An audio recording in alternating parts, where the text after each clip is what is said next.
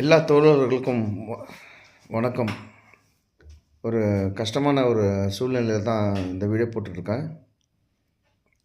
நான் செந்தில் பாலாஜிக்கு இந்த கேள்வி கேட்குறேன். அப்புறமா திமுக அரசுக்கு இந்த கேள்வி கேட்குறேன். நீங்கள் இடத்த செலக்ட் பண்ணி கொடுத்தீங்களா? அந்த இடம் நெருக்கமான இடம். அங்கே இவ்வளோ ஜனங்க வராங்கன்னு தெரியும். அந்த இடம் நீங்கள் இங்கே தான் பண்ணணும், நம்ம கேட்குற இடத்துல நீங்கள் கொடுக்கல, இங்கே தான் பண்ணணும்னு சொல்லிட்டு நீங்கள் சொல்கிறீங்க பார்த்தியா, அது முதல் தப்பு ஆச்சுங்களா. ரெண்டாவது கரண்ட் கட் பண்ணது. மூணாவது அவங்க அப்பப்போ ஆம்புலன்ஸுங்க, அது நீங்கள் இல்லைன்னு சொல்லலாம், ஆனால் ஊருக்கே தெரிஞ்சு நல்லா அந்த ஆம்புலன்ஸ் நீங்கள் தான் அனுப்புகிறீங்கன்னு. சும்மா மீட்டிங் அவ்வளோ ஜனங்க இருக்கிற இடத்துல ஆம்புலன்ஸ் நொழிஞ்சு போகிறது கஷ்டம். அவன் ஃப்ரீயாக சுற்றின்னு கூட போயிடலாம்.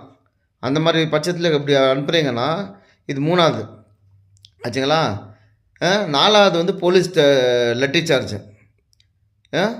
அவ்வளோ கூட்ட நெரிசலில் போலீஸ் லட்டி சார்ஜ் பண்ணால் ஜனங்க ஓடாமல் என்ன செய்வாங்க? ஒருத்தர் மேலே மிதிப்பட்டு சாக மாட்டாங்க. என்ன நிச்சயம்? இதெல்லாம் பிளான்ட்டு தானே உங்களுது. நிச்சயமாக சொல்கிறேன், இந்த ஆட்சியில் நீங்கள் பிளான் பண்ணி இந்த இவ்வளோ பேர் சாவுக்கு நீங்கள் காரணமாக இருந்தீங்கன்னா உங்கள் வீட்டிலலாம் சாவு கண்டிப்பாக வரும். எதிர்பார்க்காத நேரத்தில் கடவுள் கண்டிப்பாக உங்கள் வீட்டில் ஒரு சாவை கொடுப்பார். அந்த வலி இவ்வளோ பேர் அழுகிற சத்தத்தை கேளுங்க ஆச்சா. அந்த அழுகிற சத்தம் உங்கள் வீட்டில் யாருன்னா ஒரு பலி எடுக்கும். ஏன்னா நீங்கள் பண்ண பாவத்துக்கு கடவுள் உப்பு தின்னவங்க தண்ணி குடிக்கணும். அந்த மாதிரி கண்டிப்பாக உங்கள் வீட்டில் ஒரு நடக்கும்.